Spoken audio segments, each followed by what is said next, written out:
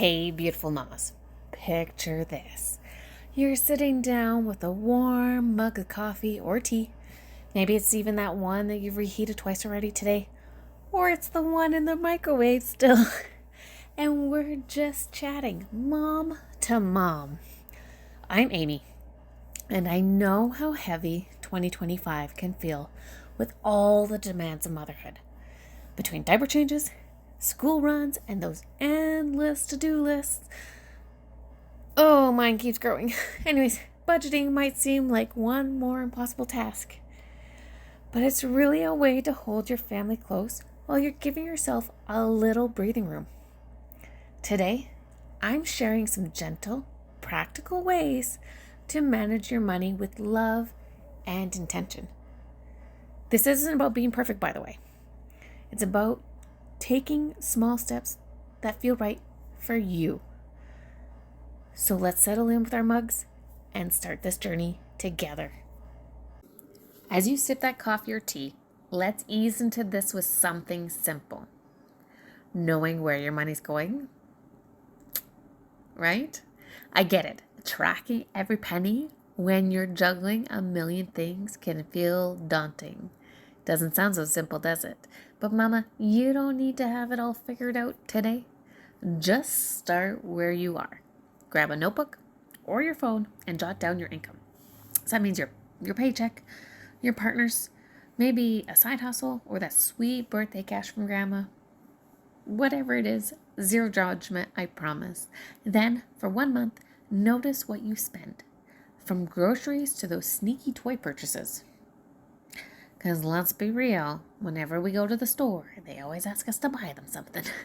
In 2025, with grocery prices up, I think it's like 3 to 5%, and childcare costs stretching us thin, this step is like turning on a soft light in a dim room. And then you have apps like You Need a Budget or Mint, or my personal favorite, Simpler Budget, can make things easier, syncing with your bank account or your credit cards to do the heavy lifting for you. It's not about judgment. Remember that. It's about seeing your path clearly. Now that you've got a sense of your money's flow, let's shift to what lights up your heart. As moms, we pour so much into our families. Packing lunches, wiping tears, cheering on soccer games. Oh, that reminds me, my soccer game got canceled tonight. Well, not my son's. Anyways, your budget can reflect those priorities and still hold space for dreams, even small ones. Maybe it's a family picnic at the park, or saving for new sneakers for your kiddo. In 2025, with costs constantly creeping up, those dreams might feel out of reach, but they're not. Try setting a goal that feels like a warm hug, specific and doable. Notice those words, specific and doable. Something like, I'll save $20 a month for 6 months for a rainy day fund. It's like planting a tiny seed that grows over time. You don't have to do it all at once, mama. Every small step is a love letter to your family. Speaking of steps, let's talk about a simple way to organize your money that feels like wrapping it in a nice, big, cozy blanket. The 50-30-20 guide. And remember, it's just a guide. It's not a hard, fast rule. Just a guide. Imagine dividing that income, your income that you already, calculated in the previous steps, into 3 cups. Okay, so your biggest cup is the 50%. That goes to your needs, right? Your rent, your mortgage, groceries, utilities, daycare bills, insurances, all that fun stuff. That's your 50%, your biggest cup. Then 30% is for like your wants, the little things that bring you joy in life. So maybe it's a quiet coffee date or a family movie night. That's the medium-sized cup, right? We do need to have a little bit of joys in life. And really, when you have family and like kids, you want to be able to do fun things with the kids. So that goes into your 30%, the wants. And then the last 20%, the smallest cup, is for savings or paying off debt if you have some. Not everybody does, but that comes out of the 20%. So it's like chipping away at a credit card if you happen to have that, or building a safety net. Maybe you need an emergency fund, right? So that comes out of the 20%, the smallest cup. And don't panic, mama. If childcare eats up more than 50%, you can tweak things. This is not a hard, fast rule. Like I said, it's just a guide. Which is good because let's be real. For some people in some communities, childcare is a huge expense and it does take up over 50%. So maybe you take a little bit out of the wants in order to pay for the childcare, right? Out of the 30% cup, and you put it into the 50% cup. Maybe it ends up being like 60, 20, 20 instead of, it's just a guide. It's just a guide to help you find some balance without stress. Since we're talking about making things work, let's dive into stretching those dollars, especially on groceries and kids stuff, because that's stuff that I know is really important to us as moms. In 2025, the average family, did you know this? The average family spends $1,200 a month on food. And those character branded snacks add up real fast, as do the berries. But there are ways to save that feel like giving your budget a warm hug. Try sitting down with your tea and planning a week's meals, using what's already in your pantry. Fun fact, AI, my personal favorite is Grok, but there's like ChatGPT and a bunch of others. They will actually help you do that. If you type in all of the stuff that you have in your pantry, in your fridge, your freezer, whatever, and you tell it to make me a meal plan, it will do it. So don't stress on that one. And then there's like extra apps like, I think there's one called Mealime, can suggest recipes tied to your like local stores. And I believe AI can also do that as well, saving you time and money. We want to save the money. When shopping, consider store brands, obviously, right? Generic brands, diapers or cereal are often just as good and kinder to your wallet as the name brands.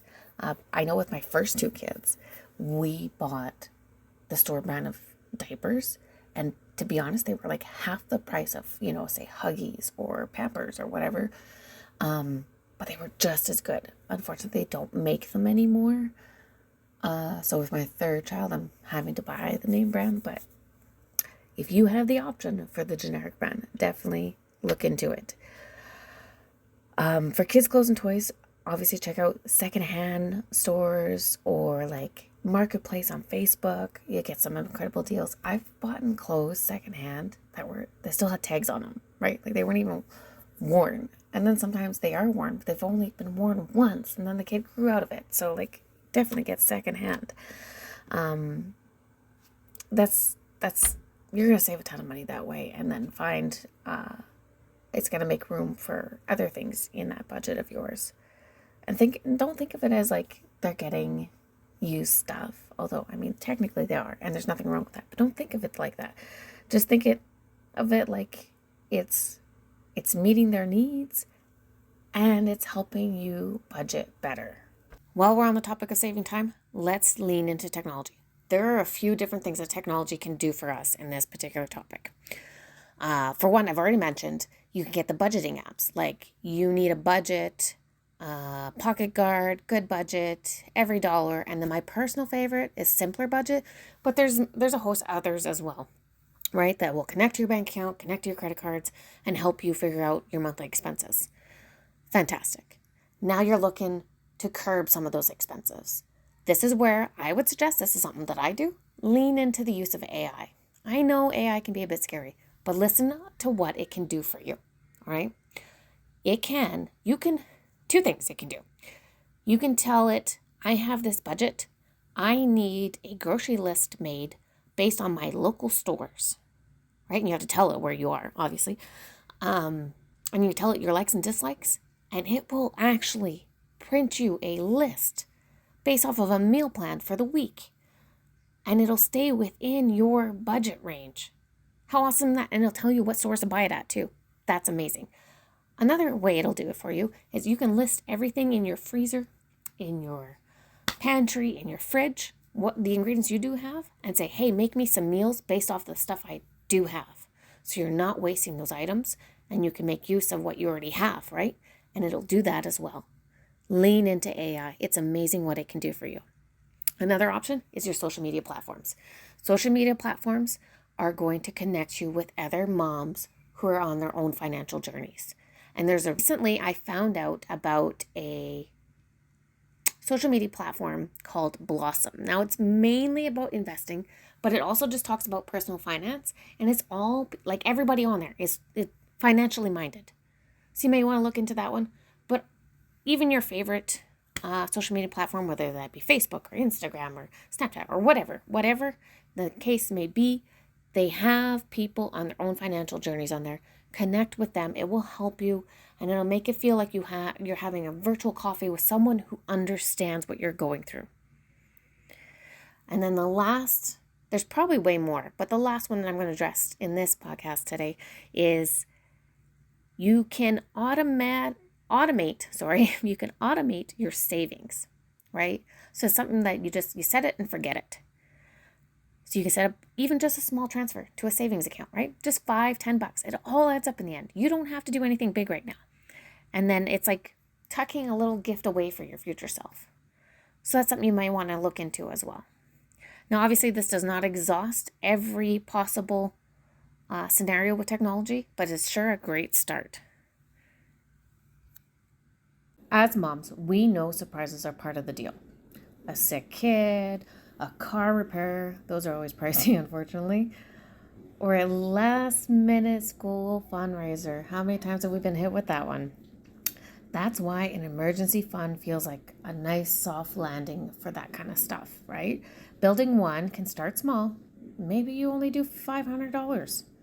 Working towards 3 to 6 months of expenses over time. You'll hear that on several different podcasts, on different finance books you'll read and stuff. They'll always suggest 3 to 6 months of expenses, but for now that might seem a bit intimidating. And of course, you can't determine how much you need for 3 to 6 months worth of expenses if you haven't budgeted to figure out what your expense needs are monthly. But for now, maybe just aim for $500, right? Start small. Even $10 a week adds up to $520 a year. Pretty easy to do, right? And while you're thinking ahead, take a quick look at your insurance. So health, car, renters, life, all that stuff. It's like checking the locks on your door before bed, giving you peace of mind, right? You want that safety. These small acts of preparation are like a nice warm blanket. I know I've used this term before, like a nice warm blanket kind of hugging you, helping you rest easier in this unpredictable world. Since we're talking about peace of mind, let's bring the family into this. Budgeting doesn't have to be just your load to carry, mama. Share it with your partner, if you have one, or kids in a way that feels light. For little ones, maybe explain it simply in a way like, we're saving for a zoo trip or a camping trip or whatever, so let's only pick one treat today. Even young kids can learn with a small allowance for chores. Choosing whether to spend or save, right? Give them the choice, teach them the importance of saving versus spending, all that stuff. It's like teaching them to tie their shoes, right? Just one step at a time. With your partner, steal a moment over tea, maybe after bedtime, right after you put the kids to bed, to talk money, or even just for 10 minutes, between meals or whatever the case may be. With life pulling us in every direction, these talks are like a nice quiet anchor with our family, right? It anchors us, keeping you connected as a team, keeping us connected as a team, however you want to word that. And speaking of you, mama, let's pause for a moment. You are the heartbeat of the family, and your budget should have a tiny corner just for you. Maybe it's just $5 for a coffee shop visit or a used book that sparks some joy in you, right? In 2025, self-care doesn't have to be fancy. I know self-care is all the rage, but it doesn't have to be this like extravagant spa day or anything. It could be something small. Even just, try a free online yoga class, or maybe it's a walk with a friend. When you refill your cup, I know you've heard this before, when you refill your cup, you have more to give. It's like sipping that warm tea and feeling your shoulders relax. You're worth it, and your family sees it too. All right, Mama, as we finish our coffee or tea together, know this: you don't need to be a budgeting expert. You're already carrying so much, and every small step, tracking one expense, saving a few dollars, is enough. Budgeting is about weaving love and security into your family's life. Start today, maybe with one goal or one app, and let it grow gently. You've got this, Mama, and I'm right there cheering you on. As we close this out, I just want to say thanks for sharing this cozy chat with me. If you have any of your own tips or just want to connect with me over another virtual coffee, I'm here. Let's keep lifting each other up.